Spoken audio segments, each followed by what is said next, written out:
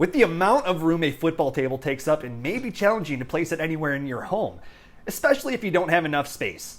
Luckily enough, LEGO has released a table football set that can literally be placed on your shelf and still be played with.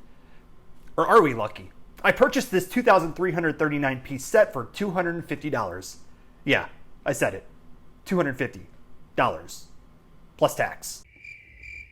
It's only 17 inches long, as for a real foosball table can range at roughly 55 inches. And you're probably thinking, where are all the pieces to build this little table football set? It's right here. It's compacted to make this little thing. Well, the good news is that I can actually tell you that the LEGO football table actually works. Really well, to be honest. The rods rotate with ease and can spin freely without any resistance. Even moving the rods by the handles back and forth causes no issues at all. However, the scoring units are a bit tough to move, and as I've attempted to slide them back and forth, I have found my fingers to slide off the scoring units often. As for the players, the minifigs are held up by inserting the neck part of the torso through this hole and then placing the head on top, allowing it to securely hold into place, no matter how much you spin the rods like crazy. While the set does come with 22 minifigs, you can only have a total of 10 minifigs on the field, unlike an actual foosball table that holds 26 players. That's a significant size down. So you're probably wondering what to do with all the spare minifigs. Well, they go in the stands. I should have mentioned that not only is this table compact, but you get quite a few pieces that make a bench area for your non-playables. At least it looks nice, but more on that in a bit. Of course, with the set, you get a small plastic white ball with a spare in case you lose one.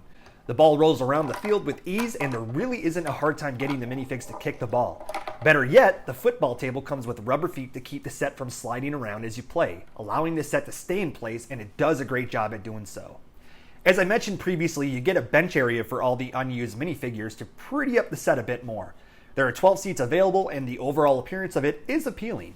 In my opinion, a little more than the football table itself. There is a golden trophy that rests in the middle of the benches and flags with the team colors protruding out on either side. The transparent blue windows in the back add a bit more life to the benches, and even cooler yet, if you pop off the top of the benches, you find that you have storage space for all the insane amount of extra heads and hair pieces you choose not to use for the time being. The overall appearance of the football table is really nothing extraordinary. It's a bunch of white and black pieces with a bit of vibrant red and blue accents making the trim for the set.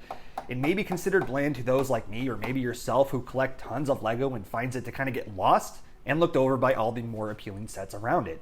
If you don't collect a lot of LEGO, then this most likely isn't an issue for you. What I did find interesting were the two random printed tiles that get buried under the field, which one of them is a commonly seen LEGO tile that is the bridge, and the other being what I believe is a postcard.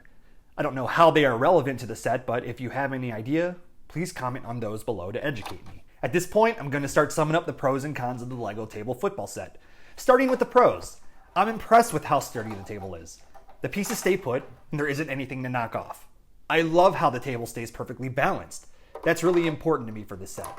The rods move back and forth without resistance, and they rotate with such ease that it makes it playable in that sense.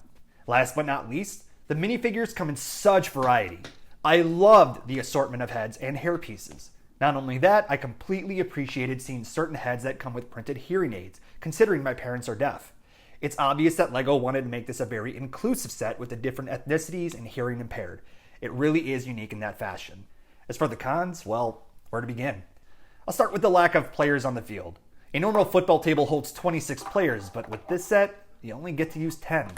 Not a huge problem, but it does take away a bit of the normal experience you have of rushing your hands over to different handles to get a hold of the ball. Here is my biggest gripe with the set. It's how small the table is and how you can actually try to play this with someone while still being comfortable. It's so small that it's awkward to rest it on a table where both players have to sit next to each other or at a corner and attempt to play this by wrapping their hands around the other side of it. The last con I have is it's $250. This set will be built, played with once or twice, and then put away on the shelf. It does play well, but it's not enough to keep me engaged for a long period of time. Even worse, as I'm putting my LEGO room together, this set just gets totally overlooked by all the other neat sets I have. Overall, this is the kind of set that can either be decent or really unnecessary to own depending on the layout and setup of your home.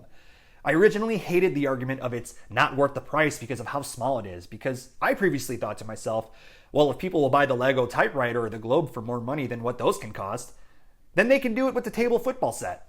I think differently now after building and playing it. It really is small, and a normal sized football table can be a lot cheaper, especially since you get the full experience of foosball. And with that, this set is a kick and a miss. I can't comfortably say I'd recommend buying the Lego table football set.